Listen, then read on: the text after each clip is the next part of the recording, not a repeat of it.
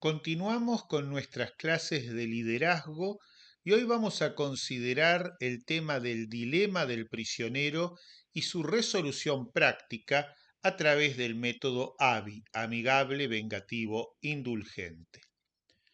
¿Cómo están? Hoy les voy a mostrar una foto de una película, a ver si es que la recuerdan.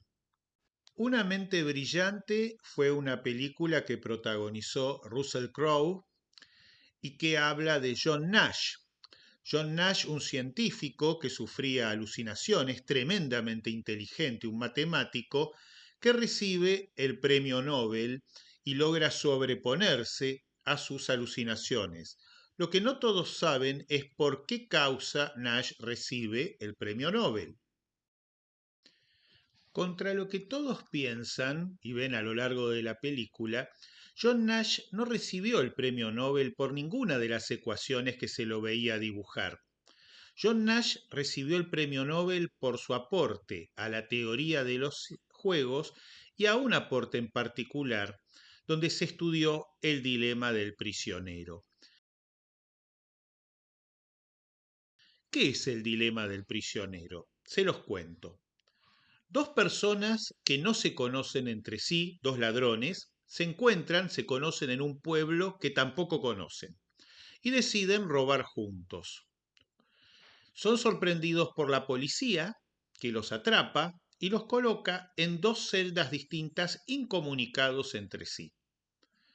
Les leen sus derechos y se les dice a ambos ladrones que tienen dos posibilidades: confesar o callar y no admitir el crimen. Si los dos no admiten el crimen, los dos se irán libres por una razón. En esa ciudad, la ley dice que el único testigo del crimen puede ser cualquier persona menos la policía, y los únicos presentes en el lugar donde se produjo el robo fueron los dos ladrones y la policía. Esto abre entonces tres posibilidades: que ambos confiesen, en ese caso cada uno de ellos recibirá 1 año de cárcel, habiendo confesado como atenuante; que ambos no confiesen, en ese caso no se podrá probar el crimen, el robo, y quedarán libres; o que uno confiese y el otro no.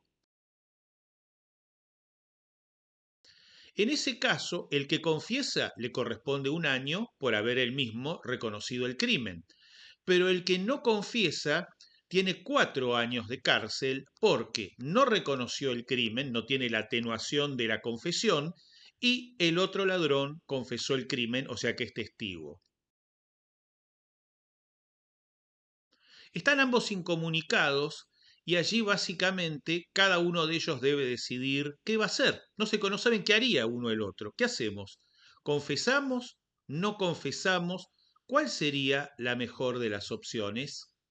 Esto se aplica en la teoría de los juegos de Nash, donde colaborar, es decir, dos personas tienen una conducta colaborativa, en este caso sería no confesar, es una opción; que uno colabore y el otro defraude es otra opción; o que los dos defrauden son la tercera opción.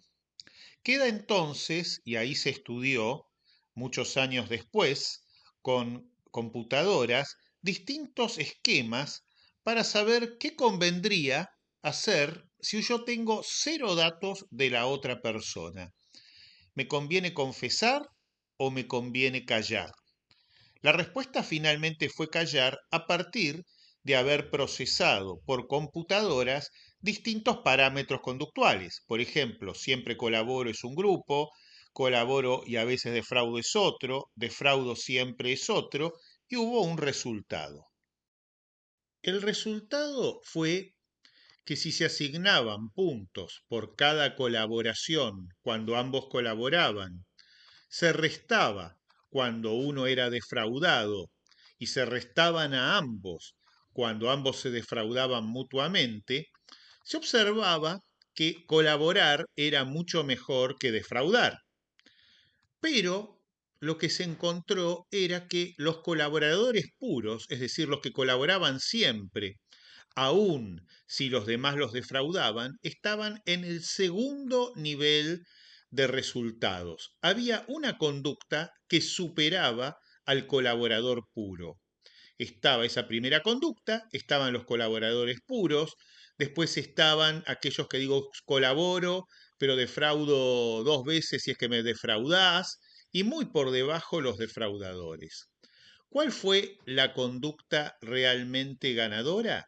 El llamado método del espejo o método ABI, amigable, vengativo, indulgente. El método ABI podría resumirse en iniciar el juego colaborando siempre y luego copiar la última jugada del oponente, como un espejo. ¿Qué significa? Yo colaboro.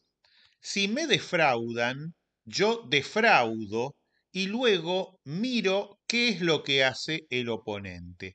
Si el oponente me defrauda, yo lo vuelvo a defraudar. Esa es la parte B, vengativo. Pero si el que está enfrente comienza a colaborar nuevamente conmigo, yo paso a la I, indulgente, y vuelvo a colaborar con esa persona. Con esta teoría del espejo, básicamente quienes lograban mayores puntajes eran los que jugaban Abi, teniendo presente dos elementos. El primero era que la venganza, entre comillas, debía ser totalmente equivalente al daño que uno había sufrido. No tenía que ser una venganza excesiva. De lo contrario, generaba una escalada de violencia. Y segundo, era lógico tratar de rodearse de amigos o de indulgencias, pero si se entraba en un juego de venganzas constantes, la idea era irse alejando de las mismas porque venganza contra venganza no produce nada y obviamente no produce puntaje en la computadora.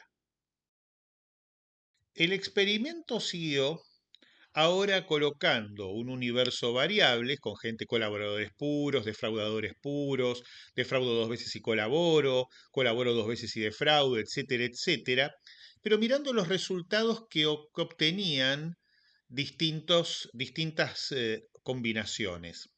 Entre ellas lo que se observó fue lo siguiente, que si bien el ABI era el mejor método, dos colaboradores puros, si eran rodeados de un universo donde todos los demás eran defraudadores, finalmente lograban el mayor puntaje. ¿Por qué razón?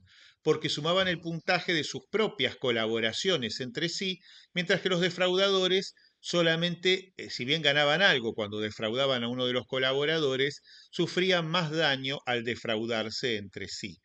Pero para esto se necesitaba que hubiera un mínimo de dos. Si uno está solo, es una única persona colaboradora en un universo de defraudadores, lamentablemente es el que menor puntaje tiene. Por eso sepamos muy bien, cuando asumimos determinadas tareas, en qué universos de personas que nos rodean estamos dispuestos a involucrarlos en la medida que podamos elegir.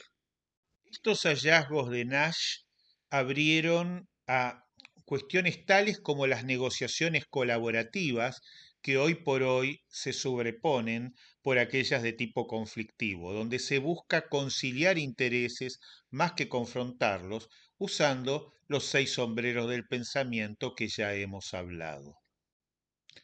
Los alumnos que están participando de esta capacitación innato básicamente recibirán por mail u otros medios electrónicos bibliografía sobre John Nash y la teoría de los juegos que les invitamos a leer y reflexionar. Los invitamos a seguir las siguientes entregas de nuestro curso.